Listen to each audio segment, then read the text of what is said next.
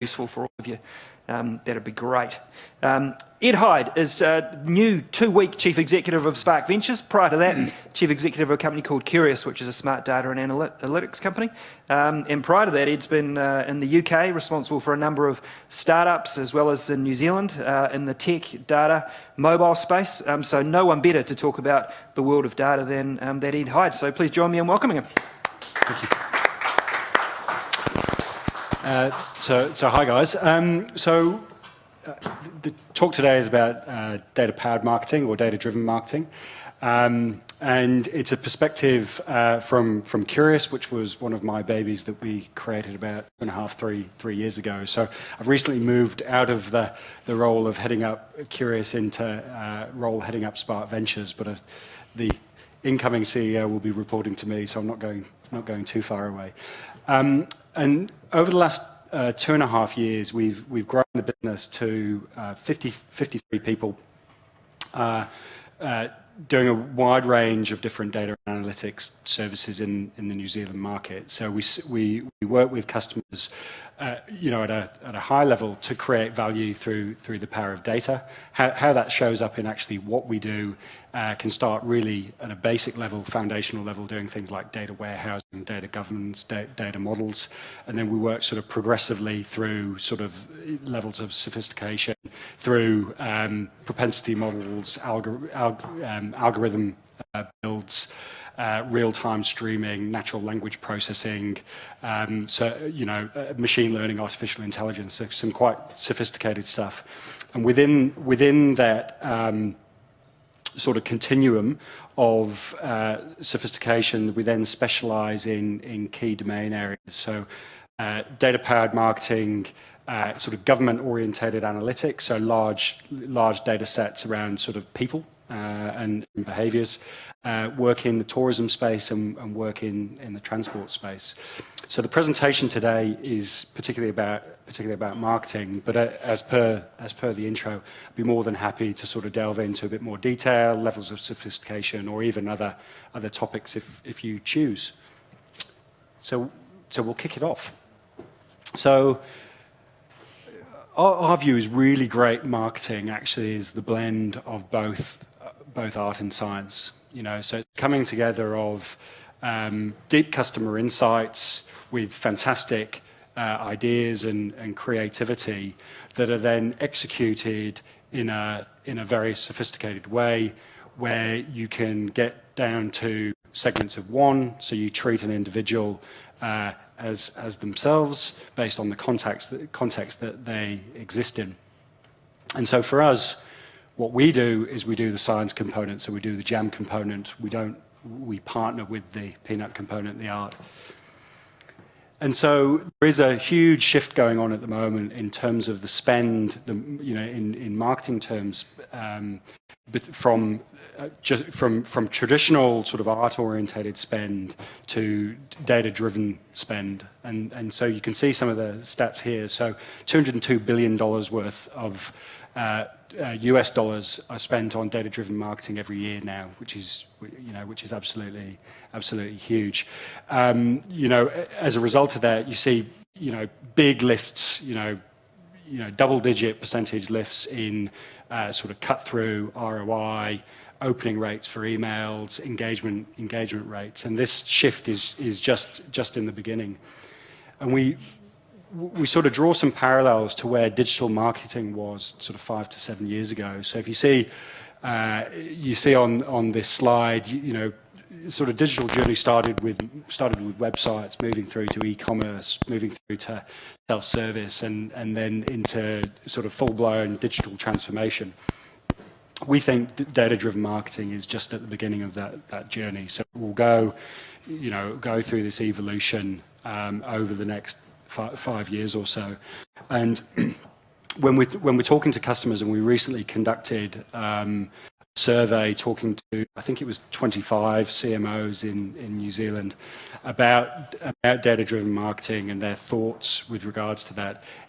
Without fail, every single CMO was in the process of increasing their capability in their space, increasing the spend in this space, we asked questions around, do you have a data strategy that supports your marketing objectives and therefore your sort of corporate objectives? By and large, they didn't exist. We sort of then asked them, who in your organization do you think should own the data strategy within the business? And unanimously, the CMOs all said it was them. So there's this situation at the moment where there's an absolute awareness that this is something that needs to happen, but there is a sort of lack of activity, or there's low levels of activity going on by and large in the New Zealand market today. But a clear belief that actually that ownership exists or should exist within the marketing community of a business. So it's quite interesting, and we're planning to actually publish a few more of those findings over the next couple of weeks. And so we've got a very sort of basic sort of example here to just articulate what we mean about data-powered marketing. So this is a website called Twitty & Co. It's very similar to Buckabatch. It's a US business, and they have been on this journey where they were very much at risk of being disrupted in the marketplace. So Airbnb coming in, lots of sort of competitive dynamics going on, and they needed to make some very clear decisions about what they were going to do with their business. And they decided to really embrace data and go on a journey. And so what they were seeing was increased competition in the marketplace. Their analysis at the time was largely sort of paper-based and Excel orientated. They went through a process of market analysis, and what they identified was an opportunity in the market for short-stay premium based positioning. And so if you think about the previous slide around the sort of positioning, and the fonts were a little bit small probably for this presentation, but it's very much sort of high-end accommodation that they've shifted to. And they identified through market segmentation that this was an area that they wanted to sort of build their future strategy around. And what they then do is they start to link in different data sets to actually increase the level of sort of targeting. So if you're thinking about, Thanksgiving weekend or public holidays correlated with weather, and thinking about pushing offers out, started to get much more sophisticated about their level of targeting and the types of campaigns that they were running.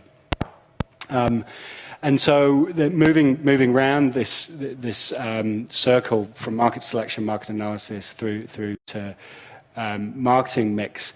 What they then also started to do was actually look at the ways in which their target customers wanted to interact with the brand, how to communicate with them through what media, through which websites, through which communication channels, and started to sort of shift the interaction, coupled with customer lifecycle management that actually started to sort of look to drive and generate repeat business, extended stays over the weekend, which started to then drive better ROI, and you get into this nice circular environment where you can continuously improve. And so what we do is as a business is work with customers and take customers on this journey of actually starting to become much more data orientated in the way in which we work. And the key thing for us is it absolutely is a journey. So we in everything that we do, both in Curious and the wider Spark Ventures, is very much a sort of agile methodology, and we apply this to data and analytics. So we very much sort of advocate an agile data and analytics approach. And within that, what we recommend is the sort of formation of small teams, anywhere between 4 and 8 people, that have the combination of different skill sets within that team to not only be able to understand the data, identify the customer insights, but really importantly within that mix, have people within the team that are capable of implementing the changes that are required. So in a more sophisticated environment, that would to somebody in the team being able to create and maintain campaigns within a campaign management engine, as an example. And therefore, within that small team, you've got a full loop from data to implementation to measurement of performance to then keeping that cycle round. And actually, if you can get that team working really well, actually they just keep cycling, and basically you're looking at the team being able to cycle through these things faster, so they get better at implementing new campaigns, measuring the results, and sort of keep moving forward. So it's not the sort of thing where you go, okay, we're going to drop a team of 15 or 20 people in, and we'll see them in 12 months' time, when we'll expect all of this fancy segmentation work to be done, a whole myriad of different campaigns to be loaded, at which stage the market generally has shifted over that period of time, and things have sort of moved on. So it's a very much a sort of shift to a much higher cadence and much higher cycle rate. And so we've got a video here about Skinny Mobile, and so the history behind Skinny. Skinny was one of the businesses that Rod and I from Spark started up about 3.5 years ago, and they also happened to be the business that we asked to eat our dog food as Curious, and so they were our first customer. They're our longest customer, so they've been a customer for about three years now, and you'll see Ross, who's the GM there, talking about the interaction with us.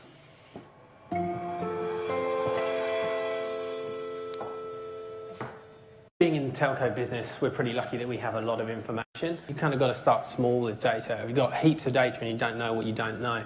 But the first thing for us was about reporting and actually just understanding, getting a baseline for our business, what's happening, where you've sold stuff, how many customers are on the base and what they're doing. But it gets to a point where your business is growing and you need to do things a bit more efficiently. Curious touches pretty much every part of our business now. So for us, our base was growing. We needed to look after that base better. It was about acquisition, but also about retention and looking after our customers and finding out what they were doing, where they were doing it. And so we needed something more robust. We're a data and analytics business. We've been in market for about 2 years now, and we have a very high performance data platform, so very good at handling large amounts of data very securely. Secondly, we have a bunch of very interesting sort of data sources and data sets that we use. And then thirdly, we've got an expert data science team. And so basically smart guys who can work on the platform and with the data to create value for Kiwi businesses. The Curious data allows us to daily look at what the customers are doing and be able to push out relevant campaigns to the base. So that could be based on usage, on how much they're spending, on their lack of usage. In fact, if they're not doing things, we can go out pretty quickly and give relevant offers. We just created some new bundles for our customers, some international calling bundles, and we sent out a campaign with 2 offers. And one of the offers performed much better than the other, so a few of us in the office sat around and went, hey, maybe we actually haven't emphasised the second offer as much as we should. Within a couple of hours, we pulled a new campaign set and sent a second campaign out, which had a better response rate. So that kind of agility and being able to get immediate feedback from campaigns is really powerful for us. This is more test and learn and react quickly, and that's the difference. When we look back as a business, how we used to operate and how we operate now, it's chalk and cheese. The team will ask questions that they would never have asked before. We know what the customers are doing, but we're now linking Curious into all our other platforms to be able to day to day, sometimes hour to hour, as I say, be able to go back to the customer and offer them something that's relevant. The great thing about the Curious platform for us is we can ask lots of questions and then we can get lots of answers, and then we can narrow down those questions and answers to the things we think are most important. We don't spend our time working out what we're going to ask. We just look at the data and let it tell us. Without the tools we've got, those things, they just become hard work. Sure. And then people don't actually ask the questions. Yeah. Whereas the freedom this has given us means that people will come forward, they'll ask a question that maybe they get an answer, maybe they don't, but they're not afraid to ask. And 9 times out of 10, we can pull that data out. And if we can't, it's usually not that much extra work to bring that new data in. So it's pretty powerful. Curious are, what I love about them is they're still quite a small business and they feel passionate about what they do. There's some smart people there and their team is growing and has grown with us. And what I see there now is a business that understands business.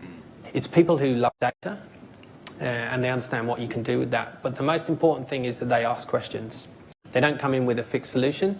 They've spoken to us and they've worked with us as a business. As we've grown together, we've now built something that at the start we didn't quite know where it would end up, but we knew what we wanted as a business and they delivered that for us. Yeah, that's. I've just got a question here which relates a wee bit to this, and it's around how, like, sources of data and how you're getting data, and you can see from that film that that you utilise the data about people's usage of their devices, and then set up personalised offers. What other source of data outside of that use are you using, and how are you integrating that?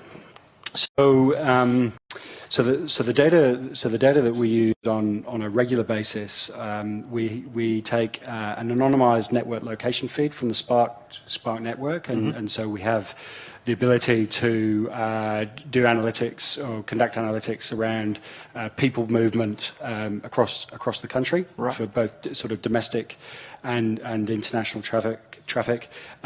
We're a commercial partner of Google for Google Maps information. We take a couple of weather feeds. We take a whole bunch of open data from Stats, and we're a commercial partner of a company called Roy Morgan for a product called Helix Personas, which is a customer segmentation framework. So they conduct rolling surveys, so 10 to 15,000 a year, and they break into 51 customer segments and have about 350 attributes per customer segment. So they go into media consumption information, sporting interests, shopping habits, all sorts of things. So depending on the customer, we'll sort of pull in those different pieces of data, plus working with the proprietary data that exists within that customer's domain. So for Skinny, all of the information around their prepaid services, but if that's a retailer, it would be their retail info. Fascinating. Cool. Great, thanks. And so Skinny is still after 4 years or so a very, very lean business. So in total they're only about 50 staff. If you sort of take away the contact centre, there's only about 15 to 20 people that actually manage and operate that business.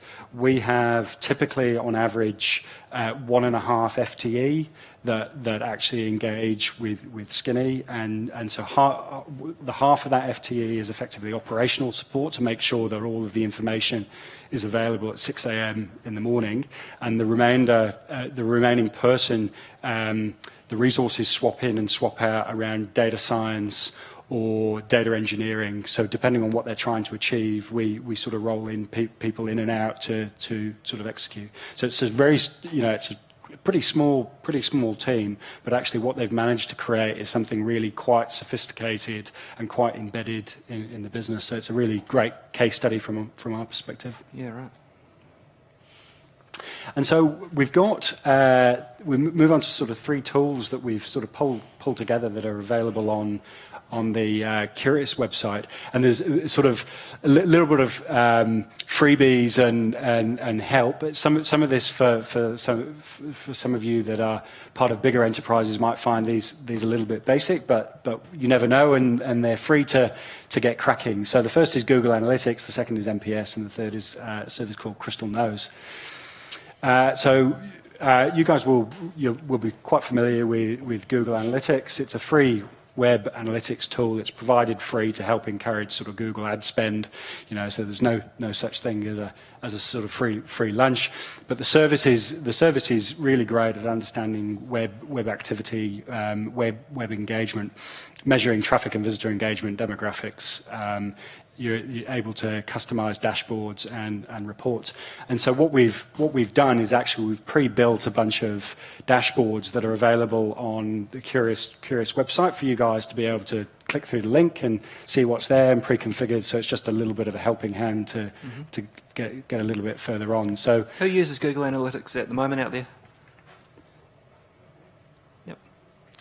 Not a majority. It's maybe worth a look. So we've done one around lead generation, social media, price per click, e-commerce dashboards, and search engine optimization. So they're on the URL at the bottom. The second one is Net Promoter Score, and another question or show of hands is who uses Net Promoter Score as a sort of customer experience measure within the organisation, so probably about a third to sort of 50%.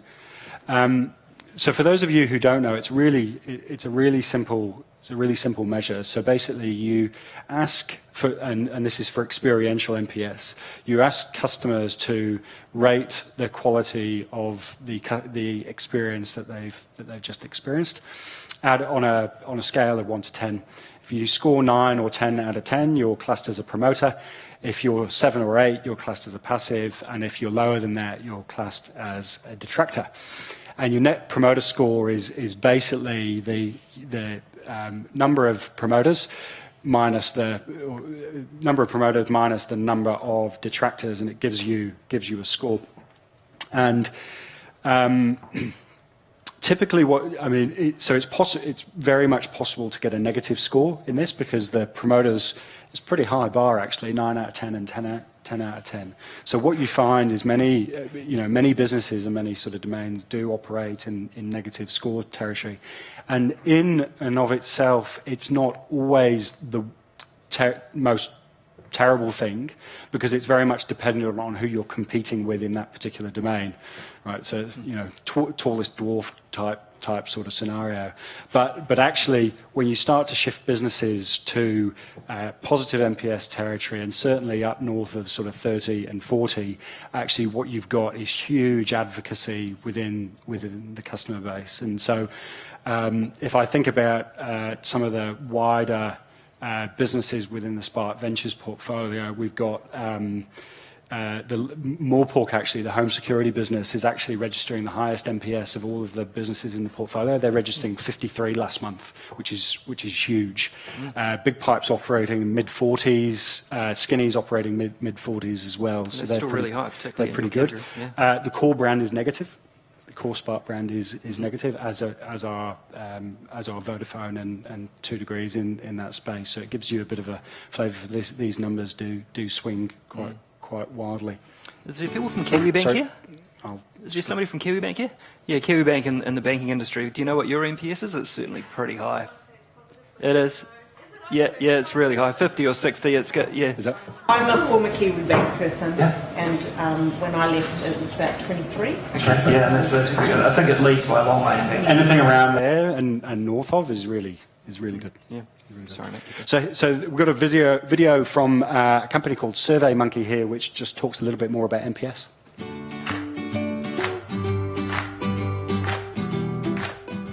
Hi, I'm Stephanie from SurveyMonkey.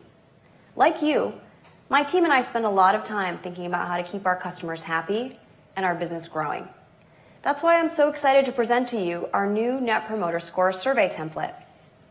Net Promoter Score, or NPS, is a highly regarded metric which allows you to measure customer loyalty. It does this by asking one simple question. How likely would you be to recommend this business to a friend or colleague? Knowing your Net Promoter Score is one of the quickest and easiest ways to collect customer feedback. Now, using this template, you can create your own survey, find out your score, and compare yourself to hundreds of other SurveyMonkey customers who've already done the same. So let's take a look. To get started, sign into your SurveyMonkey account and select the green Create Survey button in the upper right-hand corner. You're going to actually add the template into your account by selecting Start from an Expert template and choosing the Net Promoter Score template, our most popular one. Here, we see the template, which starts with the NPS question. But this template goes a step further. To give you a richer set of data, we've applied skip logic to route your survey's respondents to a series of follow-up questions. So detractors, people who answer 0 through 6, passives, people who answer 7 through 8, and promoters, people who answer 9 through 10, are each asked an open-ended follow-up question. Once your survey is ready to go, click the Next button to start collecting responses. To ensure you can compare your NPS score against other organizations, make sure you provide your company's name. After you've collected responses, it's time to find out your score, which you can do by selecting the Analyze Results tab. Here you can see our organization has received a Net Promoter Score of 60, with the detractors at 11%, the passives at 17%, and the promoters at 71%. This is your cumulative score, but if you'd like to see how your score has changed over time, click the Data Trends tab. where you'll be able to track your score by days, weeks, months, or quarters. It's one thing to know how your company is doing in the eyes of your customers, but what about everyone else? Knowing where you stand can take some perspective, which is why we've created external benchmarks so you can see how you stack up. Just click the Show Benchmarks button to see how your NPS score compares to all other organizations that have asked the same question. And for even deeper analysis, we offer industry segments for more targeted benchmarks. To find out where your organization stands, try the NPS template today. You'll find out what your customers think and a whole lot more. So it's quite a nice video just to very sort of simply explain what it is. There are a whole host of different providers of NPS software, available in the marketplace. We actually partner with another great Kiwi company called Ask Nicely for sort of net promoter score technology when we're engaging with clients. And the beauty of it from my perspective is in its simplicity, right? So it's a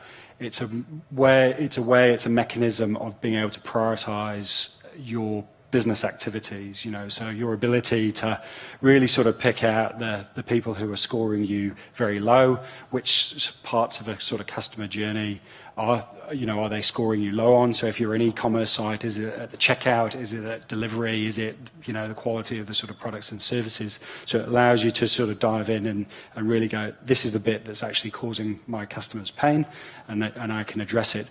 Equally thinking about the sort of positive experience is how, looking at the customers that are rating you 6 out of 10 or 7 out of 10, and how do you actually push them up to 9 out of 10, 10 out of 10, so that they become advocates and they will actively talk about you with their friends and colleagues and advocate for the business and services that you offer.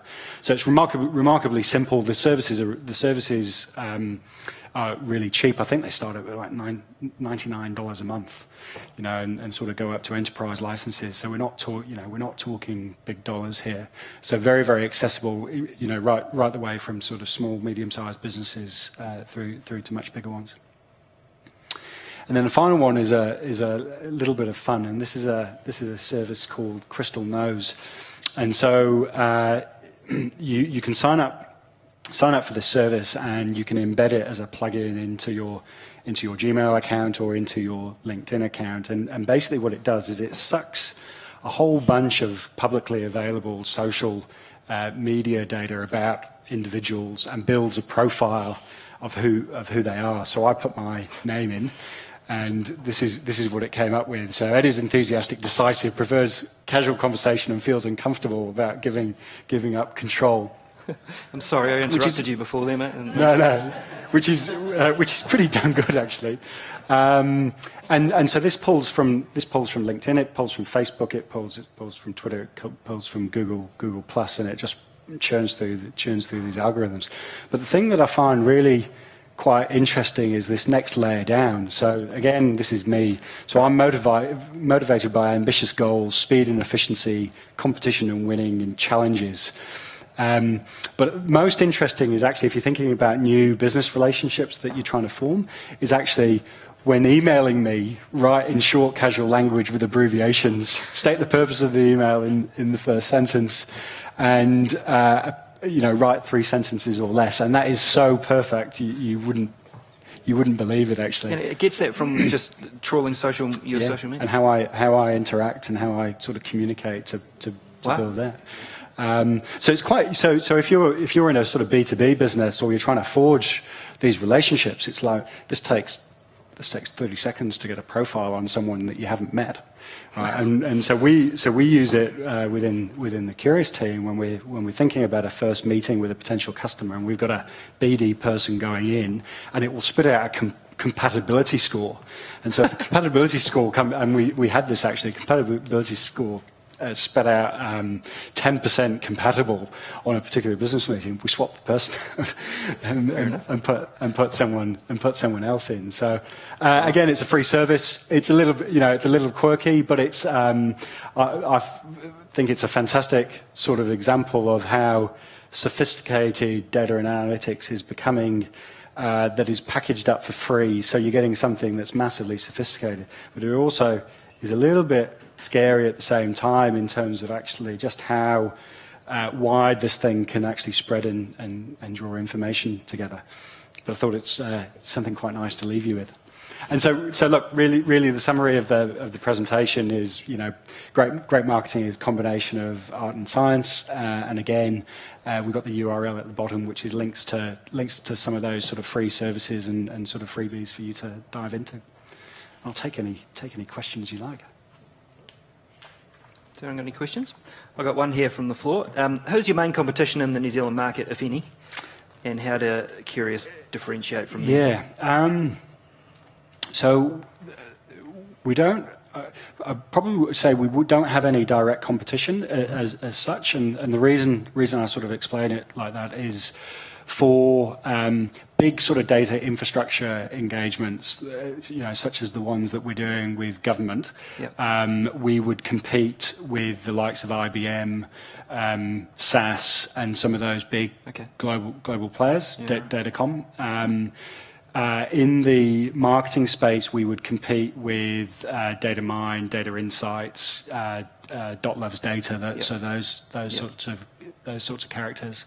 Okay. And then some of the work that we do in tourism and transport, we're much more in the domain of very specialist sort of boutique transport analytics companies, in that space. So depending on where we are, we're sort of competing with different sort of players. Yeah, right. Okay. Who else got questions? I've got one about that last thing, that crystal nose. Yeah. How long is it before that starts being integrated with direct marketing from brands out to? Is it all not long? Yeah, it must be. Not long at all. Like, I mean, using different language to communicate with me compared to you. I mean, a lot of the feeds that Crystal uses today, take Facebook as a great example. You can already build marketing campaigns around that component of the data. There's a little bit left in the middle where the dots haven't been joined, which is some of the sophistication that you see there, which is interpreting the information into characteristics. Yep. I think within a year or two. That's pretty scary, isn't it? Yeah. Wow. Is this the end of segmentation as we kind of know it? From mass marketing to one-to-one, and segmentation somewhere in the middle, right? I think so. It must be. I think segmentation. Segmentation helps with planning activity, but I think it's coming to an end in terms of how you execute campaigns. So I think you can use segmentation to build the sort of strategy and general direction, but actually you should be setting up campaigns that are trigger-based, based on an individual set of characteristics, and so you break through from segment to large segments to segment of one. Anyone else? I've got another one from the floor here. Can this apply to social marketing as much as product or service marketing? Yes. Yeah. Absolutely. Yep. Yeah. I mean, arguably, some of the sort of social listening tools and social marketing tools today are equally sophisticated. Slightly different flavour, but same principles apply, which is forming deep customer insights, having very much a sort of logical methodology to then executing on those insights, but in the social, the social context rather than digital marketing. Okay. Have you got any examples? You talk about art, the mixture of art and science. Have you got any good examples of where you've seen, great ideas merge with really great data analytics and thinking, and to create something exceptional? Oh, that's a really good question.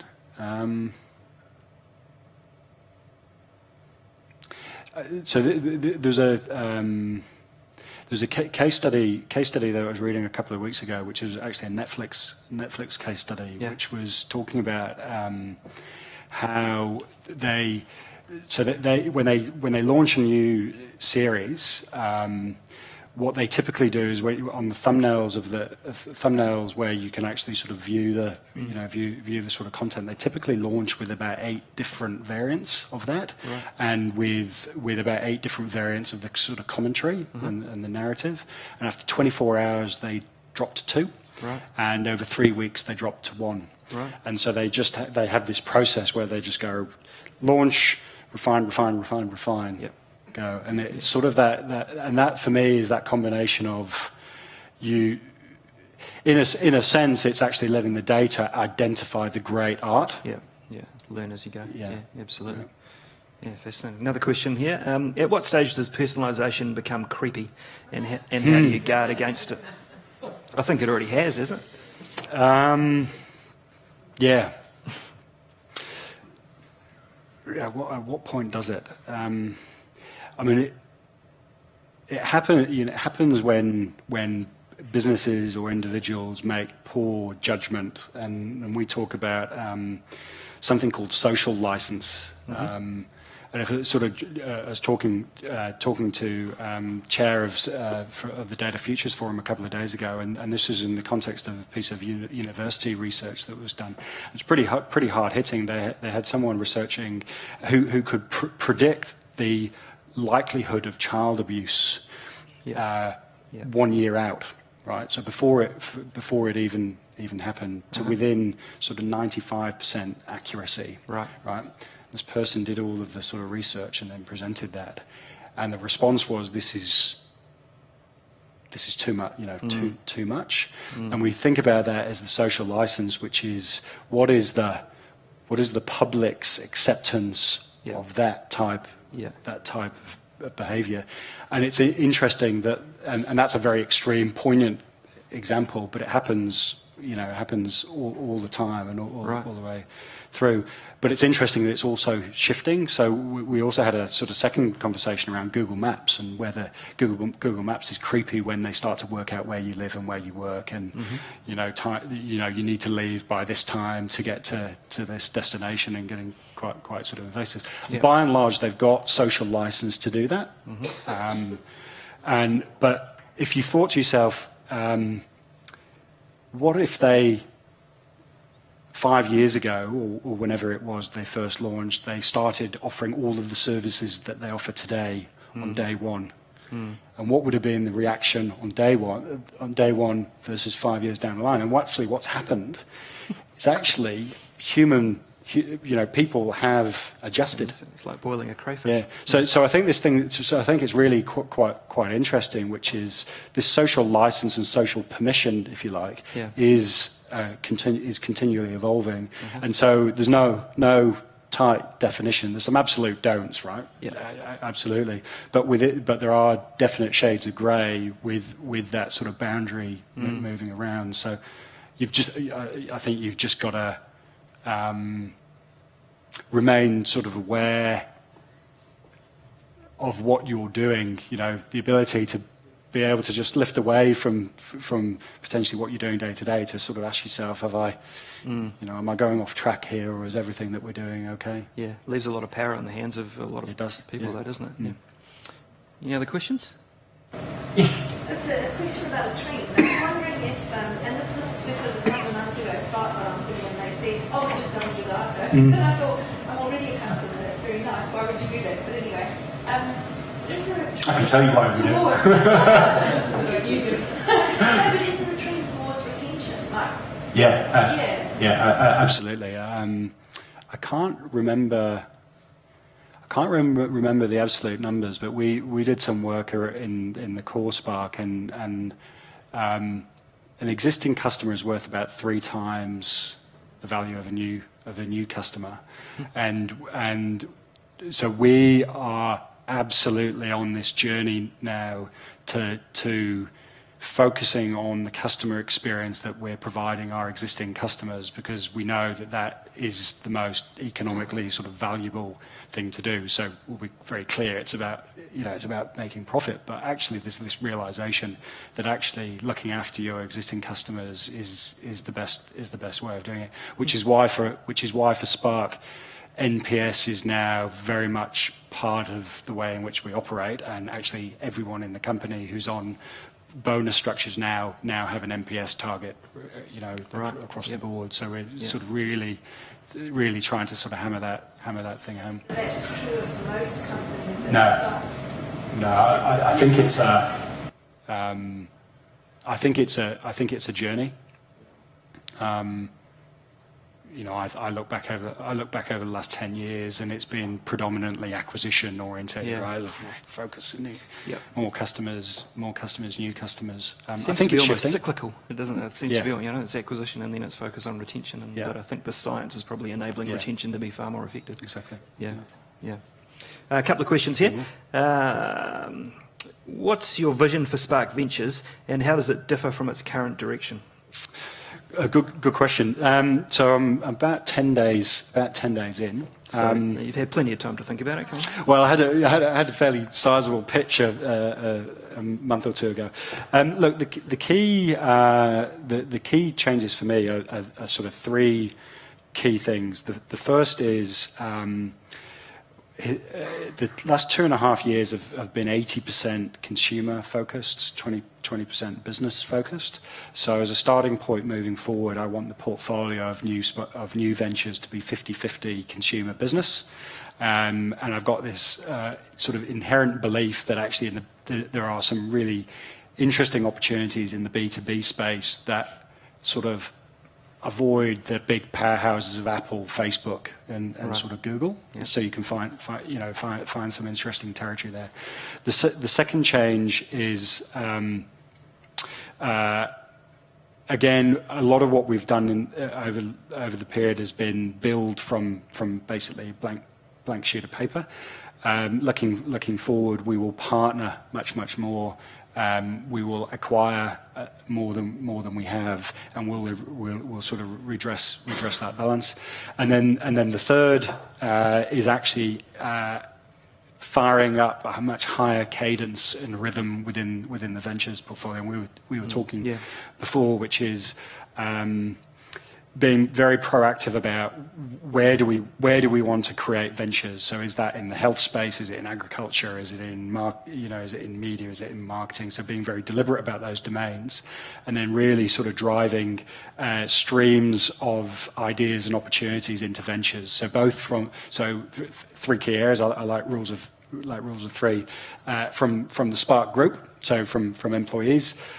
From the New Zealand sort of startup and business community, and through the establishment of a global network. So I want to form 6 to 8 global relationships over the next 12 months with sort of telco counterparts and technology counterparts like Huawei and Cisco and Microsoft and those sorts of characters, and startup communities both in the US, Europe and Asia. So we have these. So we're deliberate about what we want, the areas that we're looking for. We've got these flows of ideas in, and then we've got this high cadence of moving these ideas through a sort of funnel, and then we'll start running with them. So they're the changes. I've just got to deliver that now. Right, fantastic.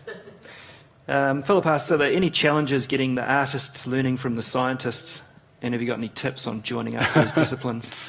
I think it's really difficult, really difficult. I'll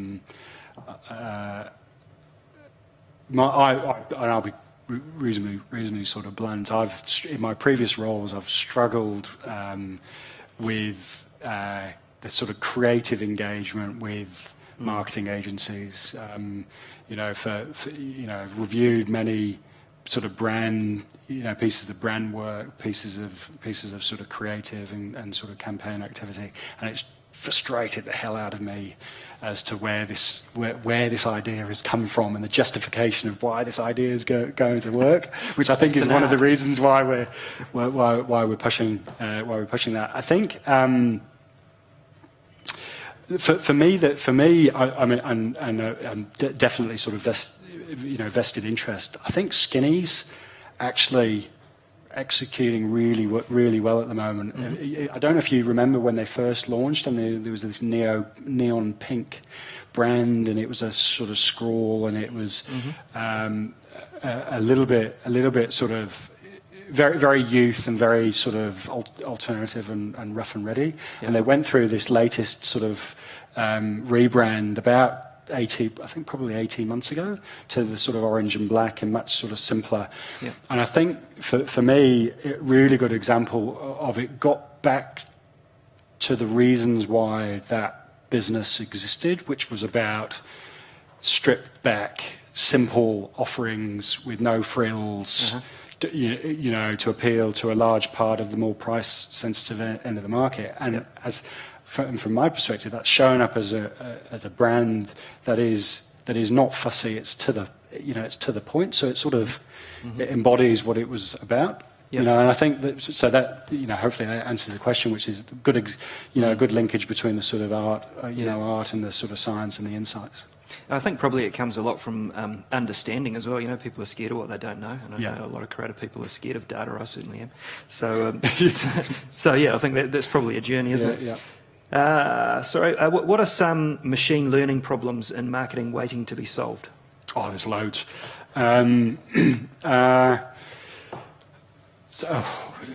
Where do I start? But basically, anything that you can run analytics on, you can run machine learning on, and machine learning is typically much better when you've got lots of data points for the algorithm to learn off.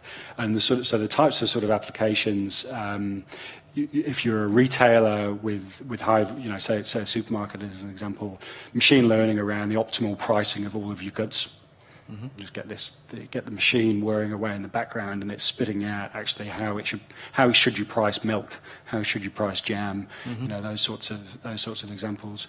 Where we use it for Skinny, we use it around recommendation around new offers and services. So the reasons why you get offered an additional data bundle is actually the algorithms behind the scenes are actually looking at your usage profile, and they're understanding actually that is the best offer. We believe that's the best offer to present, and it will adjust and get better over time the more data that it sifts through.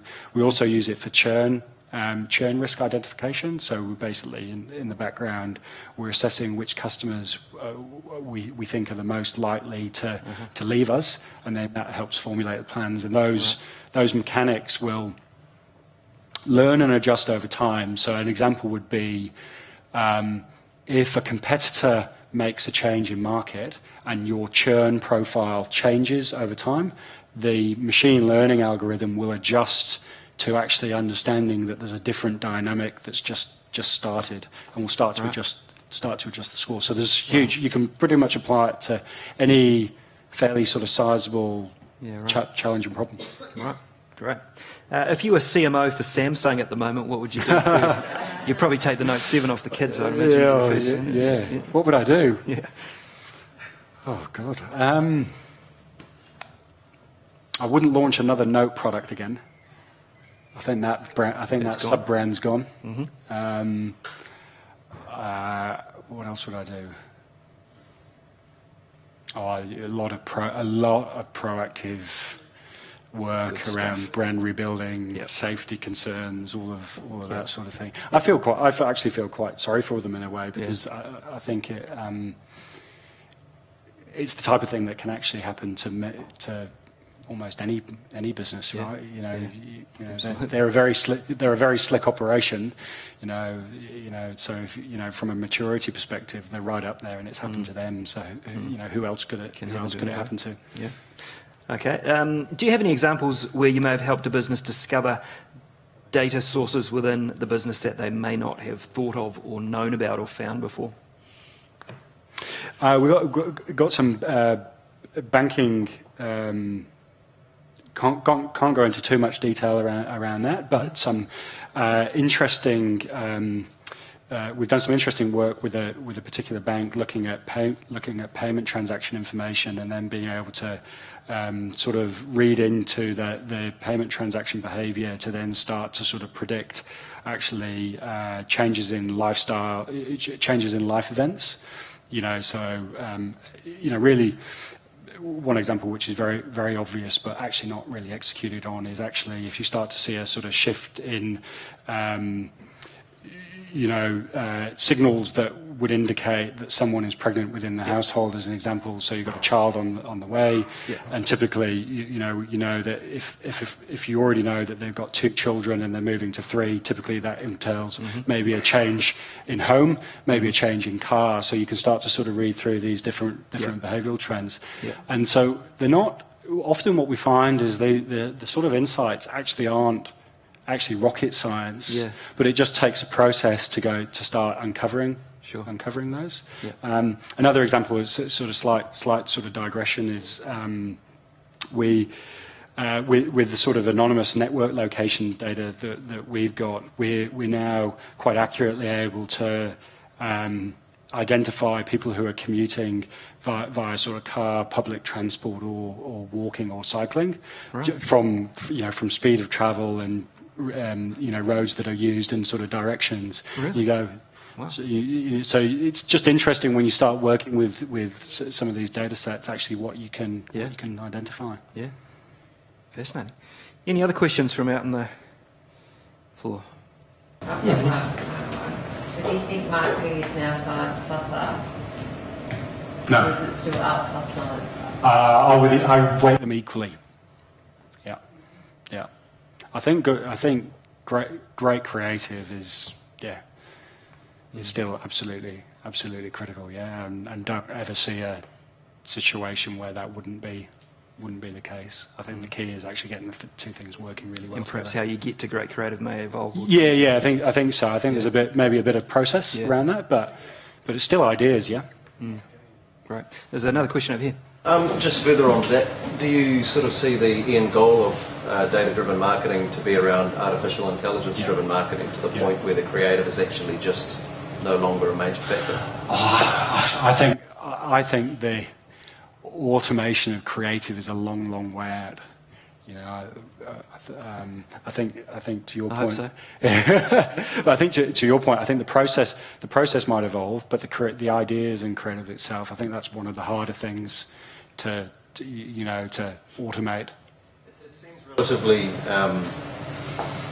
straightforward to think of a situation where a company such as Leica, for example, they release a product and they just basically say to the marketing machine, find me people who are thinking about buying an expensive camera, who can afford an expensive camera because we know exactly what's in their bank account, and great anticipation, figure out not just the websites they've been on, but trends around all of that, and then whatever medium it is, just advertise that to them. Yes.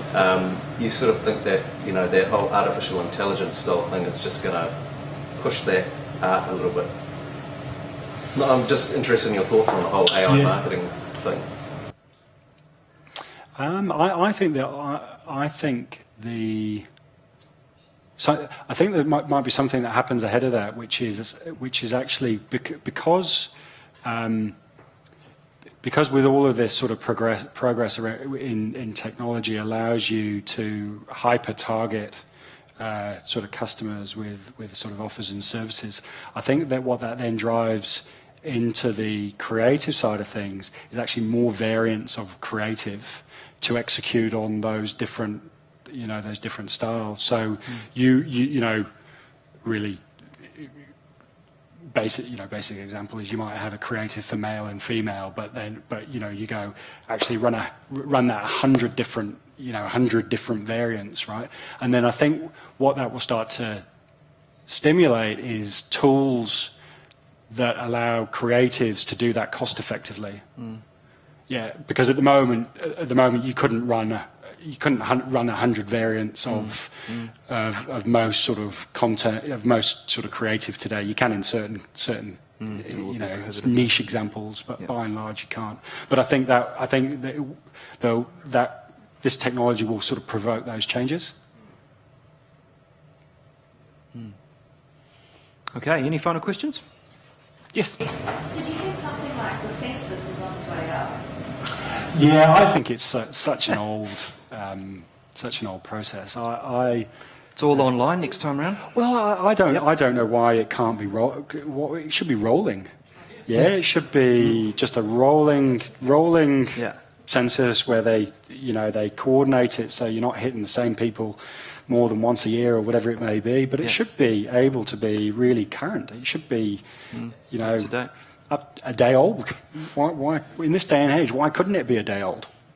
Well, yeah. If you ask Crystal, she knows, and she'll be able to tell you all about it.